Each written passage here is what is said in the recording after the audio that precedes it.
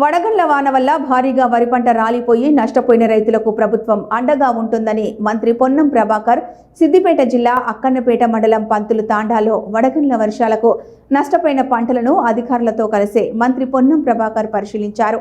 పంట నష్టపోయిన రైతులకు ఎకరాకు 10,000 నష్టపరిహారం ప్రభుత్వం ప్రకటించిందన్నారు.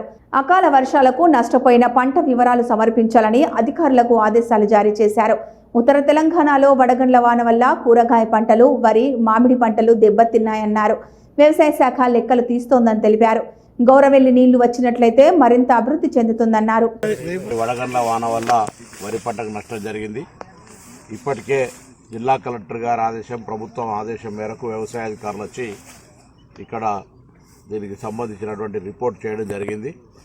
ఇది అకాల వర్షం వల్ల జరిగిన నష్టం. దీన్ని ఎవరు కూడా కూర్చోలేకపోయినా ప్రభుత్వం తరఫున ఎకరానికి 10,000 రూపాయలు ఇవ్వడానికి నిర్ణయం చేయడం జరిగింది. ఎక్కడైనా తెలంగాణ వ్యాప్తంగా, ముఖ్యంగా ఉత్తర తెలంగాణలో వడగండ్ల వాన వల్ల కొంత హార్టికల్చర్ క్రాప్ కానీ, మిర్చి క్రాప్ కానీ, ప్యాడీ క్రాప్ కానీ డ్యామేజ్ అయింది. తప్పకుండా అన్ని వ్యవసాయ శాఖ తరఫున లెక్కలు తీయమన్నాం. వీలైన తొందరలో వాళ్ళకి నష్టపరిహారం కట్టిస్తాం. అదేవిధంగా ఇది ప్రకృతి వైపరీత్యం, దీనికి సంబంధించి భవిష్యత్తులో యాక్చువల్గా ఇన్సూరెన్స్ సంబంధించిన ఇష్యూ నడుస్తూ ఉంది. అదంతా అయినట్టయితే ఇక్కడ ఇబ్బంది లేకుండా ఉండేటువంటి ప్రయత్నం జరుగుతుంది.